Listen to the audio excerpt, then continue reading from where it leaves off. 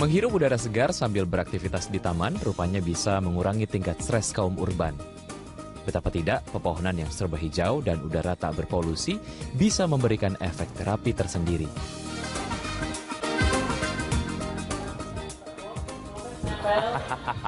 Lumayan juga ya, lari 100 keliling. Gak deh, bohong. Sebenarnya bisa ngebedain orang yang lari serius sama orang yang lari bohongan itu kelihatan dari bajunya. Kan kalau saya pakai kemeja sama saya pakai kemeja jeans, berarti ini ketahuan kalau saya larinya bohongan. Nah, di Belusukan kali ini saya akan ngajakin Anda untuk beraktivitas di Taman Kota. Saya kali ini sedang berada di taman di area Tebet. Nah, di Taman Kota di area Tebet ini sedang ada aktivitas namanya adalah Hidden Park. Nah, kira-kira akan ada aktivitas apa saja di Hidden Park kali ini? Ikutin saya.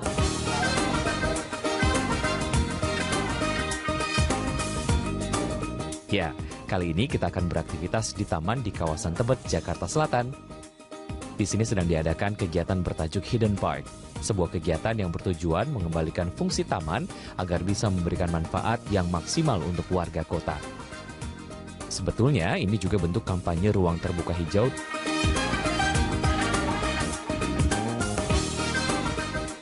Oke, Mbak Diti. Yap. Pemirsa, saya sudah ada bersama Mbak Diti. Mbak Diti ini adalah campaign manager dari Live Plus ya. Hidden Park. Oh, Hidden Park. Oke, ya. siap. Jadi kalau ngomongin soal konsep dari Hidden Park, inspirasinya sebenarnya dari mana sih, Mbak Diti? Jadi sebenarnya kita bekerja sama dengan Kementerian Pekerjaan Umum ingin membuat suatu seremoni memperingati Hari Tata Ruang awalnya gitu.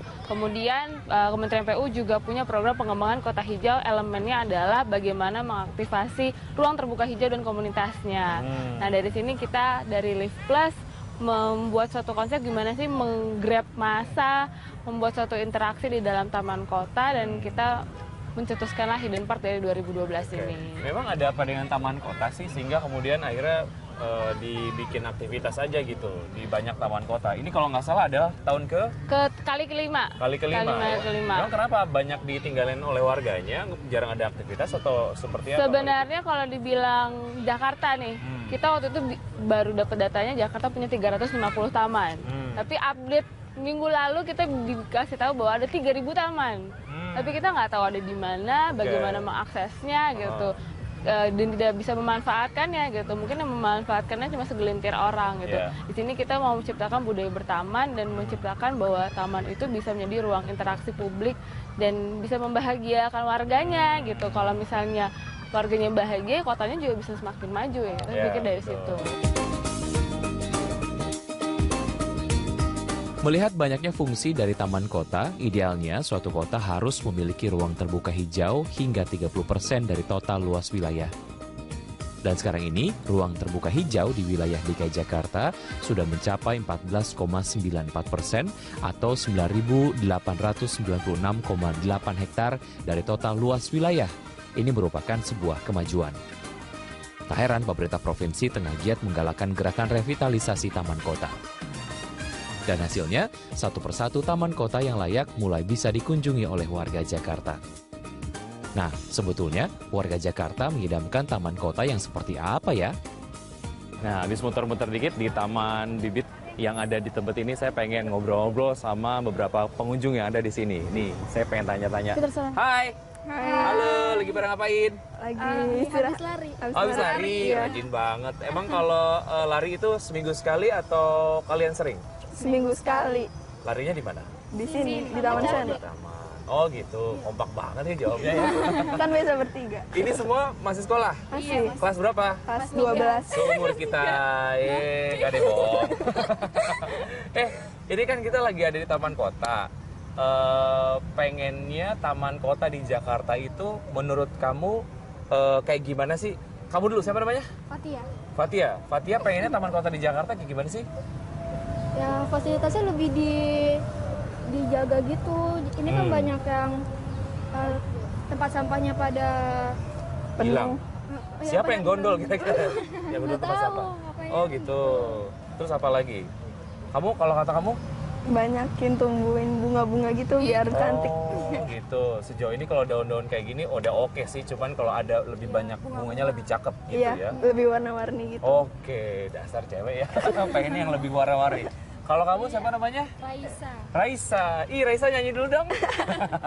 Raisa, fasilitas apa yang pengen kamu ada di taman kota di Jakarta?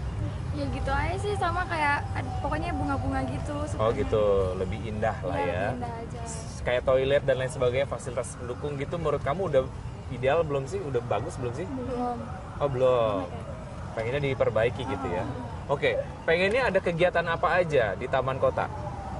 Kalau kata Fatia. Ya kegiatannya ya kayak gini-gini gitu, jadi lebih bervariasi gitu.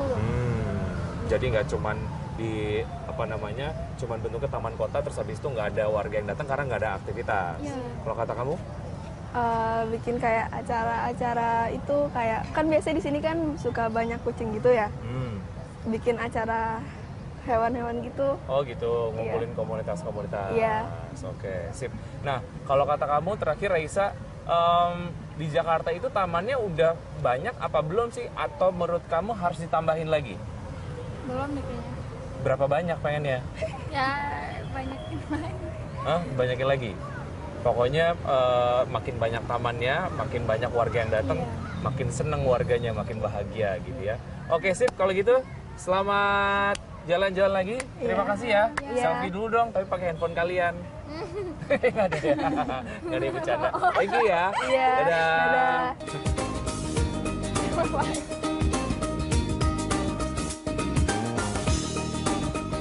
Usai jeda berikut, saya akan kembali dengan aktivitas seru yang diadakan di Hidden Park. Tetap di The Blusukan.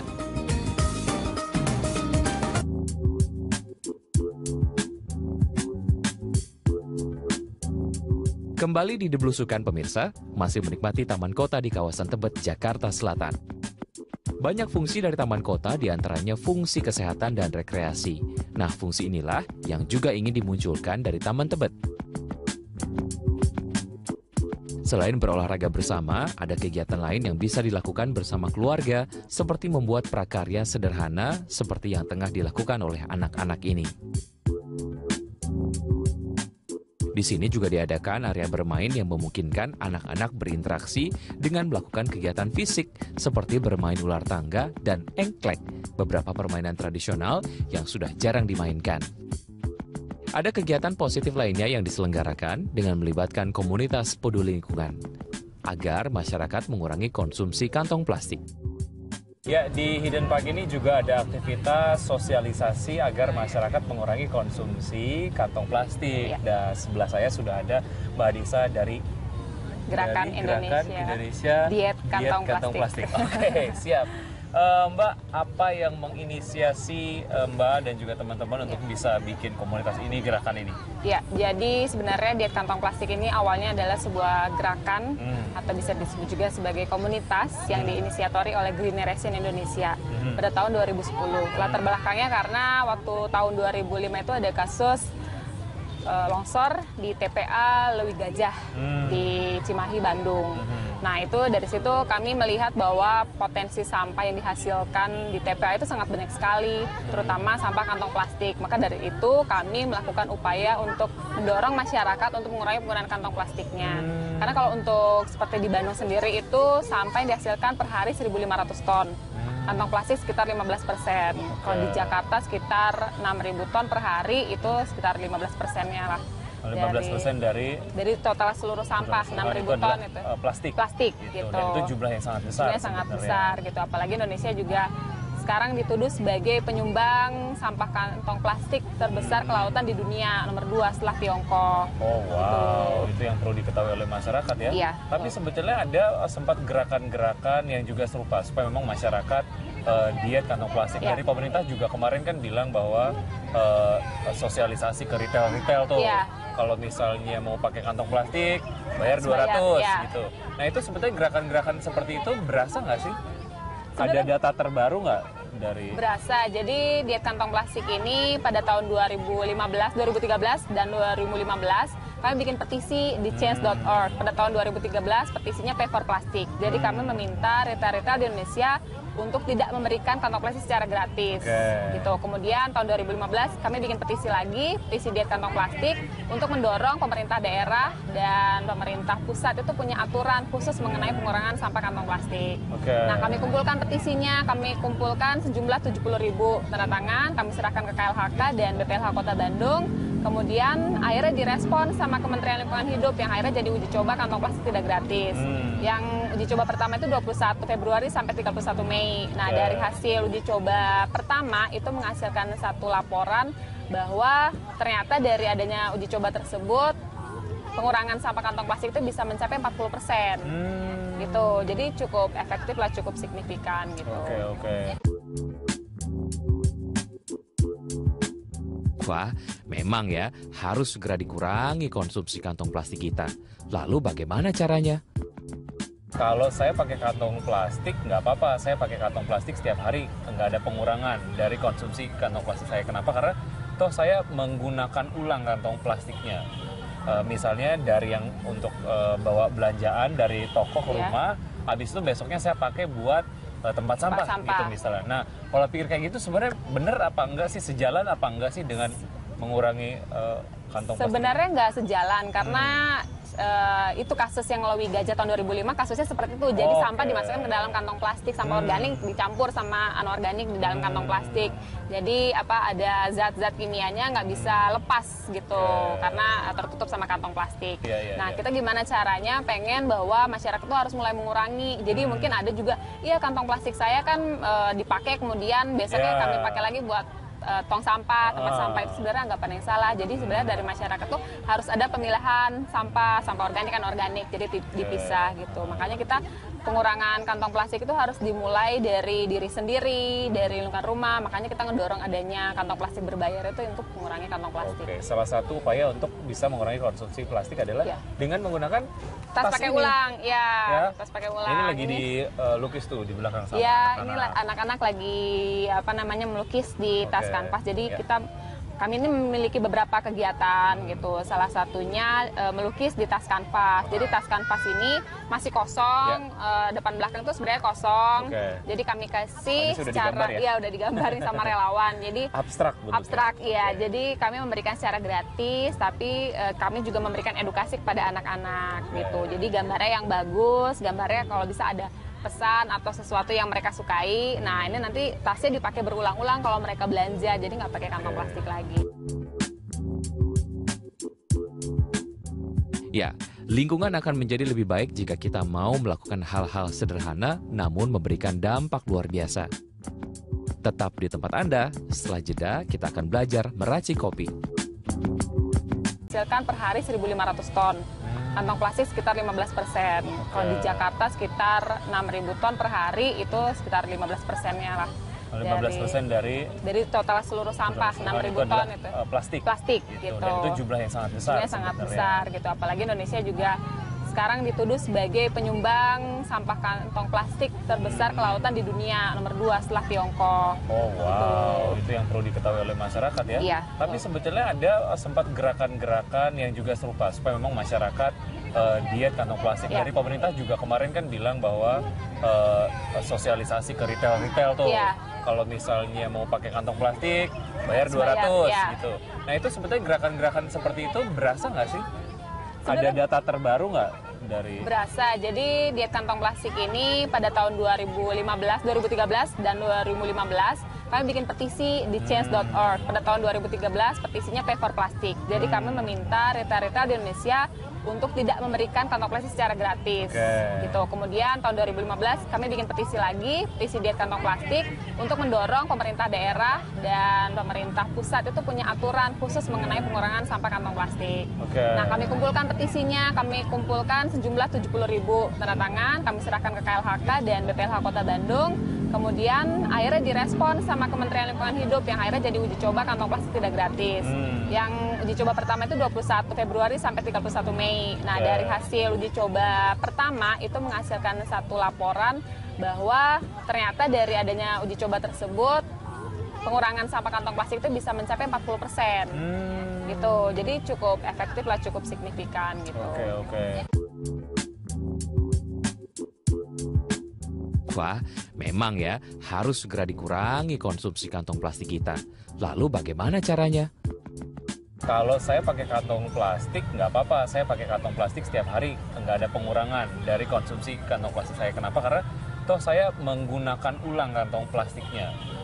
Misalnya dari yang untuk bawa... Cetuskanlah Hidden Park dari 2012 ini. Memang ada apa dengan taman kota sih, sehingga kemudian akhirnya dibikin aktivitas aja gitu di banyak taman kota. Ini kalau nggak salah ada tahun Kali kelima. Kali kelima.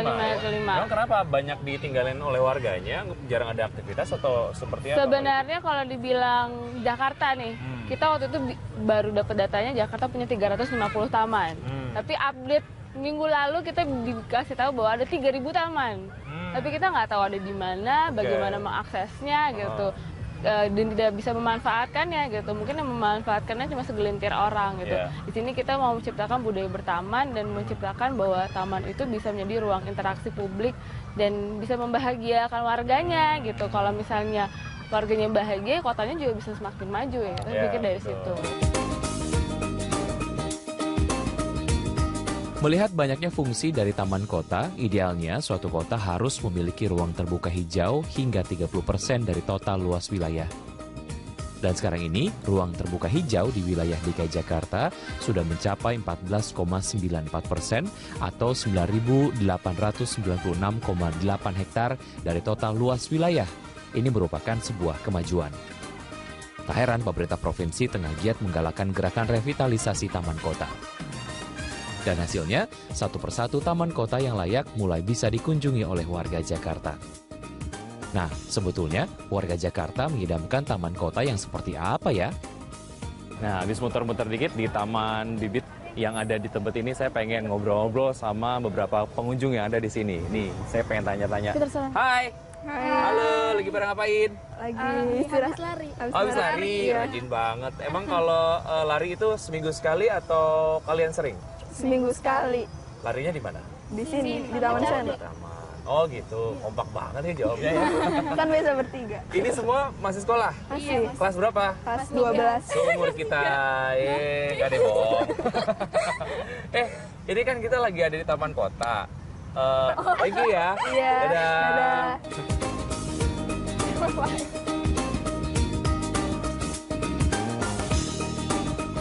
Usai jeda berikut, saya akan kembali dengan aktivitas seru yang diadakan di Hidden Park. Tetap di Deblusukan.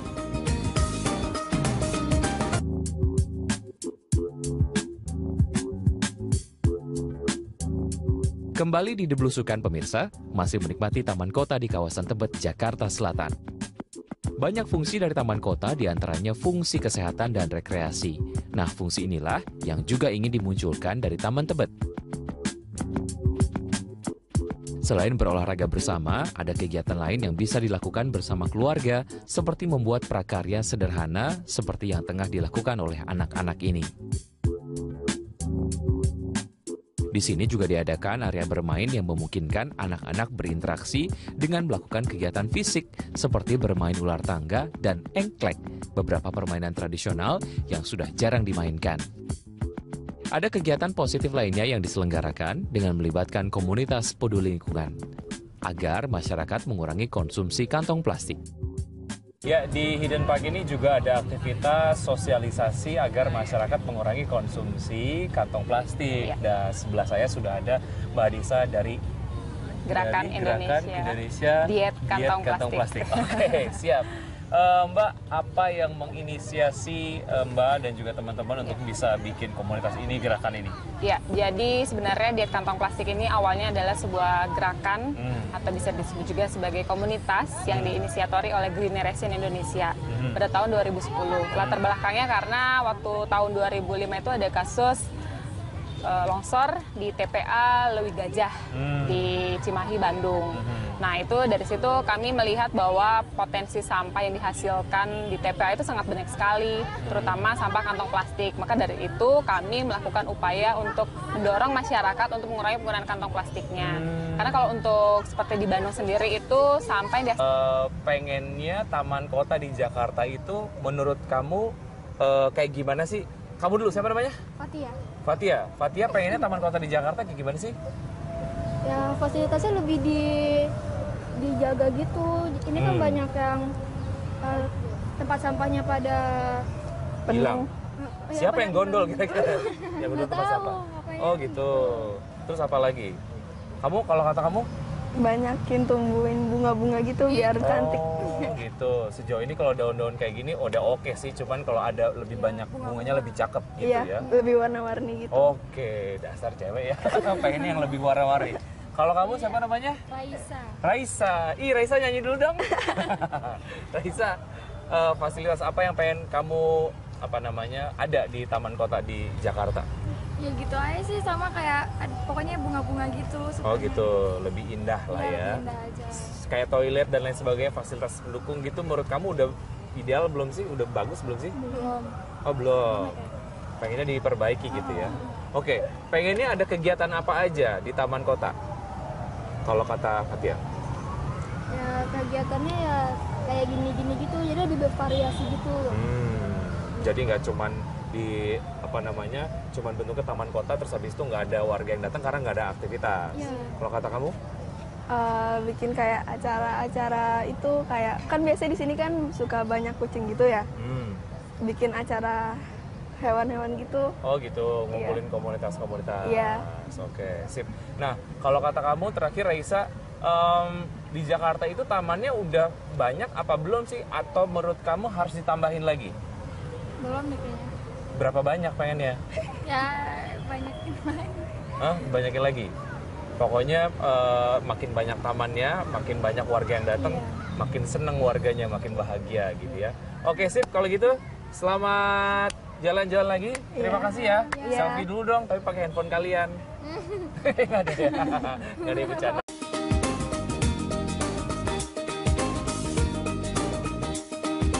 Menghirup udara segar sambil beraktivitas di taman rupanya bisa mengurangi tingkat stres kaum urban.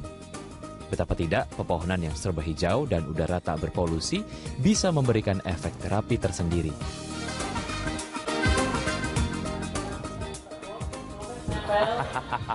Lumayan juga ya, lari 100 keliling. Gak deh, bohong. Sebenarnya bisa ngebedain orang yang lari serius sama orang yang lari bohongan itu kelihatan dari bajunya. Kan kalau saya pakai kemeja sama saya pakai kemeja jeans, berarti ini ketahuan kalau saya larinya bohongan. Nah, di Belusukan kali ini saya akan ngajakin Anda untuk beraktivitas di Taman Kota. Saya kali ini sedang berada di taman di area Tebet. Nah, di Taman Kota di area Tebet ini sedang ada aktivitas namanya adalah Hidden Park. Nah, kira-kira akan ada aktivitas apa saja di Hidden Park kali ini? Ikutin saya.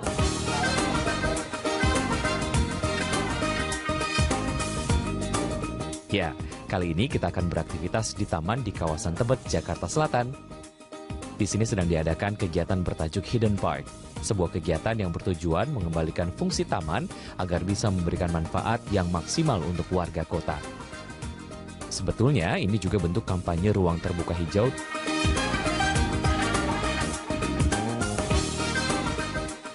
Oke, Mbak Diti. Yap. Pemirsa, saya sudah ada bersama Mbak Diti. Mbak Diti ini adalah campaign manager dari Live Plus ya. Hidden Park. Oh, Hidden Park. Park, Oke, ya. siap. Jadi kalau ngomongin soal konsep dari Hidden Park, inspirasinya sebenarnya dari mana sih, Mbak Diti? Jadi sebenarnya kita bekerja sama dengan Kementerian Pekerjaan Umum ingin membuat suatu seremoni memperingati Hari Tata Ruang awalnya gitu. Kemudian Kementerian PU juga punya program pengembangan kota hijau, elemennya adalah bagaimana mengaktifasi ruang terbuka hijau dan komunitasnya. Nah, dari sini kita dari Live Plus membuat suatu konsep gimana sih menggrab massa, membuat suatu interaksi di dalam taman kota, dan kita